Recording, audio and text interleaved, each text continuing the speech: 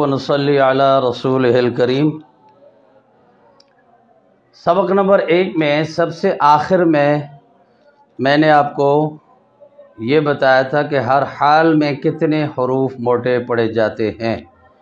वो 7 हरूफ जो हरूफ तहज्जी के बिल्कुल नीचे सबक नंबर 1 में मैंने बताया था, वो सिर्फ हरूफ के एतबार से बताया था। अब वो हरूफ इस्तेमाल कैसे करेंगे हम कि खौ, सौद, वौद, तौ और लौ, क़ाफ, गैन, इन सब के शुरू में हमज़ा मुतहर्रिक लेके आएँ तो ये बनता है औख।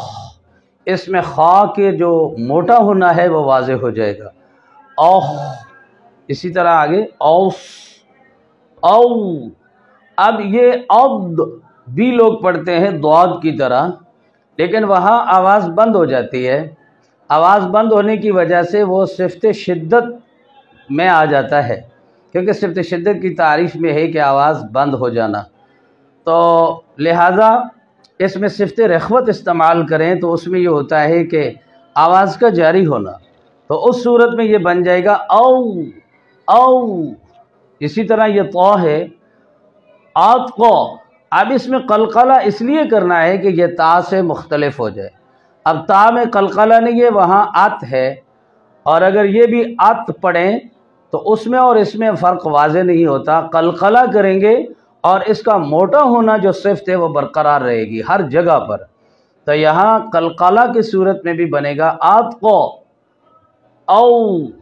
क़ाफ में भी कलकला है, आक़ो, औ, औ। अब इसको कोई अघ ना करे, बल्कि गैन को नरमी के साथ ज़बान की जड़ को ऊपर लगाए, औ।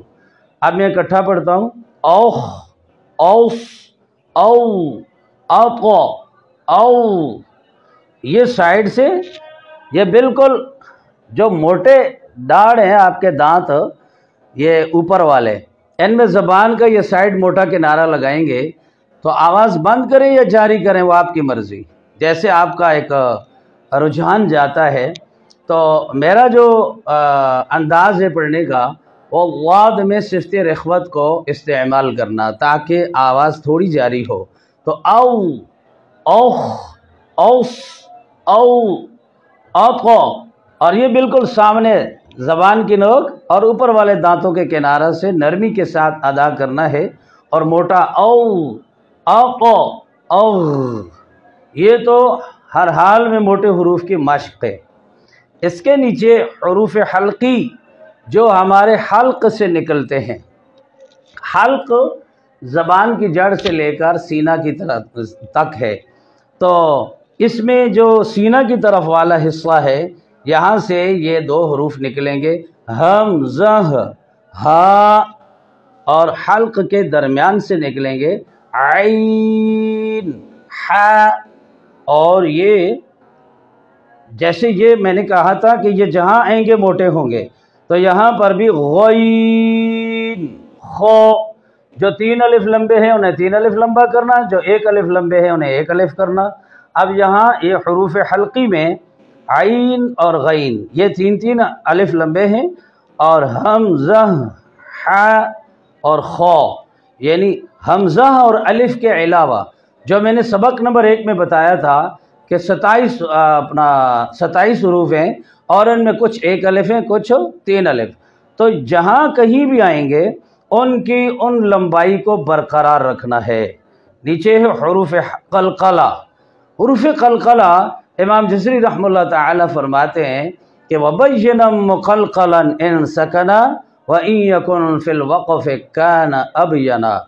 ये हुरूफ जो 5 हुरूफ हैं पूरे कुरान पाक में, जहाँ कहीं भी आएंगे साकिन हालत में, अगर मुतहर्रिक हैं तो वक़फ़ में आपने साकिन किए तो उनमें कलकला करना ज़रूरी है।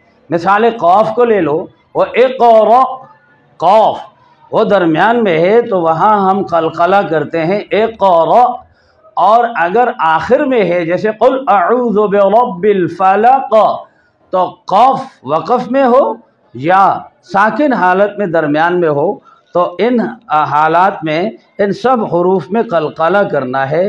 تو وہ 5 حروف ہیں پورے قرآن پاک میں، یہی اپنے مخرج میں حرکت کریں گے، اس کے علاوہ کوئی حرف حرکت نہیں کرے گا۔ اب کئی لوگ پڑھتے ہیں الحمد للہ رب العالمین، تو وہ لام پر، میم پر، ساکن پر ہر جگہ قلقلہ کھینچتے ہیں، تو ان حرف کو ڈبل اپنے مخرج سے حرکت نہ کرنے دیں۔ یہ 5 حروف ہیں جو اپنے مخرج میں حرکت کرتے ہیں، قاف، قا، با، جیم، دال۔ ان کا جو قلقلہ میں مشق ہے، ان تمام حروف سے پہلے حمزہ متحرک لائیں تو یہ بنتا ہے آقا، آقا، اب، آج، آد۔ یہ پورے قرآن پاک میں اس کا ایک لفظ ہے اقرأ، اطعام، یا وسقن قبلک مجرم لقد ارسلنا۔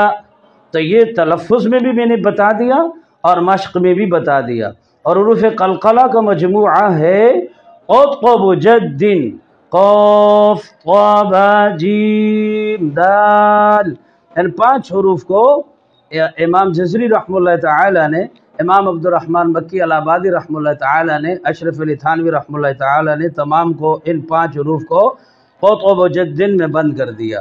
تو یہ ضروری مشق ہے، اور یہ جو حروف ترتیب سے ہم بتائیں ان کی خوب مشق کرنی ہے، اور اگر یہاں سے رہ گئے تو آگے پھر سمجھنا مشکل ہو جائے گا۔ ہر انسان کے پڑھانے کی، سمجھانے کی ترتیب اپنی ہے، میری اپنی ہے۔ پہلا سبق حروف تہجی کا تھا الف سے لے کر یا تک، وہ آپ لوگوں نے بخوبی پڑھا ہوگا، سنا ہوگا۔ اب ان ہی میں سے 29 حروف میں سے یہ حروف نکالے گئے جو کہ ہر حال میں موٹے، اور دوسری بات حروف حلقی، اور تیسری بات حروف قلقلہ۔ ان کو یاد رکھ لینا۔ اللہ پاک مجھے اور آپ کو اس محنت کے لیے قبول فرمائے۔ اور آپ حضرات سے پہلے بھی التماس کی تھی کہ اس سبق کو جتنا زیادہ ہو سکتا ہے شیئر کریں۔ مجھے آپ سے کچھ وصولی نہیں ہے، نہ میری یہ نیت ہے، بلکہ یہ ہے کہ یہ کام مجھے واٹس ایپ پہ کئی لوگوں نے کہا کہ آجی ہمیں پڑھایا جائے، ٹائم دیا جائے، تو سب کے لیے ٹائم نہیں ہوتا، چونکہ مدرسے کے اندر صبح سے لے کر شام تک کلاس ہوتی ہے، کافی تھکاوٹ ہوتی ہے۔ تو ہم یہ پیج اس مقصد کے لیے بنایا ہے کہ تمام لوگ اس بات کو بخوبی سمجھیں، سنیں اور اپنی جگہ پر پریکٹس کریں۔ اللہ پاک مجھے اور آپ کو عمل کی توفیق عطا فرمائے۔ وما علینا الا البلاغ۔